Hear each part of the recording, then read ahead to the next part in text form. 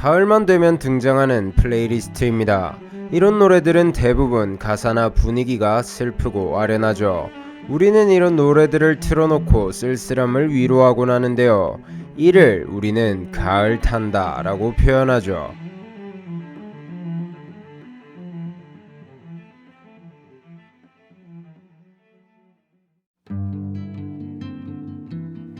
무더운 여름을 간신히 견디고 나면 간절히 바라던 신선한 바람이 찾아오게 됩니다. 이때 우리는 추위 속 두꺼운 이불을 덮고 아늑함을 느끼기도 하고 가족들과 따뜻한 음식을 먹으며 애정을 느끼기도 하죠. 하지만 정반대로 이 추위가 시작됨과 동시에 마음에도 추위가 찾아오는 사람들이 있습니다. 혹시 가을이 시작되면 이유 없이 슬픈 느낌을 받지 않으신가요? 지금쯤, 그러니 1월이나 2월쯤에 우울한 기분이 극에 달해서 아무것도 하기 싫고 부정적인 생각만 들진 않으신가요? 가을 탄다라는 말로 다들 이를 포장하려 하는데요. 매년 비슷한 시기에 비슷하게 우울감이 항상 찾아온다면 그것은 그저 가을을 타는 것이 아닐 가능성이 높습니다. 정신증을 구분하는 기준 중 정신장애 진단 매뉴얼 DSM-5라는 것이 있는데요. 이 매뉴얼의 우울증 중에는 계절성 정동장애라는 것이 존재합니다. 우리는 오늘 이 계절성 정동장애에 대하여 알아가며 내가 우울했던 이유에 대하여 알아보도록 하겠습니다. 오늘의 심리학, 가을을 심하게 타는 사람들 편입니다. 가을이 시작되고 겨울이 되어가면서 우리는 항상 큰 변화를 맞이하게 됩니다. 짧고 가벼운 옷들을 정리하게 되고 길고 무거운 옷들을 다시 꺼내게 되죠. 기온이 바뀌어 추워지기 때문인데요. 그뿐만 아니라 대부분의 사람들은 퇴근 시간에 보이는 하늘의 색이 바뀌게 됩니다. 즉, 해가 짧아진다는 얘기인데요. 이 두 가지 변화는 우리 기분 상태에 유의미한 영향을 줄 수 있습니다. 뇌과학적인 관점에서 가을이 우리의 기분을 어떻게 바꾸는지 보도록 하죠. 기온이 떨어지게 되면 우리는 추위를 피해 실내에 있게 됩니다. 이는 당연히 외출의 감소를 유발하고 혹여나 외출을 하더라도 우리는 되도록 차와 실내에서 벗어나지 않으려고 하게 되죠. 이는 우리가 햇볕에 노출되는 시간을 줄여버립니다. 그리고 아까 말했듯 가을 겨울이 되면 해가 짧아지는데요. 이 또한 당연히 우리가 해에 노출될 수 있는 시간을 줄여버리죠. 우리가 이렇게 해를 안 보게 되면 우리의 뇌에선 세로토닌이라는 신경 전달 물질의 활동을 억제하게 됩니다. 세로토닌은 우리의 행복감에 기여하는 물질로 유명한데요. 즉, 해를 적게 볼수록 이 세로토닌의 활동이 억제되어 기분이 우울해질 수 있는 것이죠. 또한 수많은 비타민 중 우리는 비타민 D에 대하여 들어보았을 것입니다.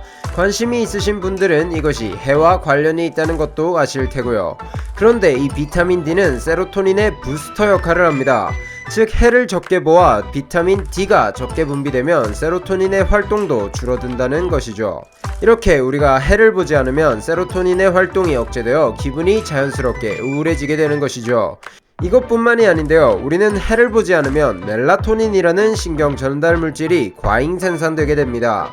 이는 우리의 수면에 기여하는 신경 전달 물질인데요. 즉, 우리가 해를 보지 않으면 항상 졸립고 몸이 둔해지게 되는 것이죠. 여러분도 알듯 수면의 부족은 우울감에 큰 영향을 끼칩니다. 이런 영향들이 합쳐져 우리는 우울한 생각을 하게 되고 기분이 다운되는 것인데요. 이것은 우리의 우울감의 결과이자 원인이 됩니다. 계속해서 빠져들어가게 되는 것이죠. 이렇게 많은 원인이 있지만 계절 정동장애의 정확한 원인은 아직도 규명되지 않은 상태라고 하는데요. 그만큼 설명할 수 없을 정도의 증상들이 존재한다는 뜻이겠죠. 계절 정동장애는 드물게 여름에도 찾아오기도 하는데요. 봄에서 여름까지 찾아온다고 하죠. 원인은 더위로 보이는데 이 역시 정확한 원인은 규명하지 못한 상태입니다. 지금부터 계절 정동장애의 정확한 증상에 대하여 알아보겠습니다. 기존에 우리가 알고 있는 우울증과 별반 다를 바가 없는데요. 갑자기 우울한 기분이 자주 들고 삶의 전반에 흥미와 즐거움을 잃어버리는 증상 등을 보인다고 합니다. 또한 계절 정동 장애의 경우 식욕이 갑자기 왕성하게 오른다고 하는데요. 그와 함께 수면력 또한 왕성해진다고 하죠. 계속해서 졸리고 잠을 많이 자게 되는 것입니다. 하지만 그에 비해 에너지가 너무나도 부족하다고 하죠. 이런 얘기를 하면 보통 난데? 하는 경우가 많은데 스스로 이것이 주체가 안 될 정도인지 잘 판단할 필요가 있습니다. 만약 매년마다 가을쯤부터 겨울 동안 우울한 기분이 찾아왔다거나 즐거움을 상실한 경우, 혹은 식욕과 수면이 눈에 띄게 늘어났지만 그에 비해 에너지가 부족한 경우엔 이 계절정동 장애를 의심해봐야 합니다. 미국 성인의 약 5%가 이 계절정동 장애를 겪고 있을 정도로 이는 흔한 질병이기에 충분히 의심해볼 만합니다. 또한 이 계절정동 장애는 주로 18세에서 30세에 많이 일어난다고 하며 75% 정도가 여성이라고 하는데요. 이런 정보들을 참고하여 자신이 계절정동 장애를 앓고 있는 것은 아닌지 체크해 보시길 바라겠습니다. 만약 자신이 계절정동 장애를 앓고 있는 것 같다면 다음의 행위들을 눈여겨볼 필요가 있습니다. 계절정동 장애도 당연히 증상에 따라 경중이 나뉘는데요. 가벼운 증상의 경우는 미국 국민의 10%에서 20%가 겪을 정도로 흔하다고 합니다. 이 정도의 증상은 해를 많이 봐주는 것과 하루 30분 정도의 유산소 운동이면 충분히 해결할 수 있다고 하는데요. 만약 증상이 심하여 자살을 생각하거나 우울감에 빠져 일상생활이 힘든 경우에는 일반 우울증과 같이 항우울제를 복용하기도 하고 광치료라는 것을 받기도 합니다. 광치료는 아침에 20분 정도 상자 앞에 앉아 있으면 되는 간단한 치료인데요. 이 상자는 유해한 자외선을 걸러낸 밝은 빛을 방출하는 상자입니다. 해를 보는 것과 같은 효과를 주는 것이죠. 가을을 타는 것, 적당한 우울감에 빠져 그 기분에 취하는 것 정도는 괜찮다고 봅니다.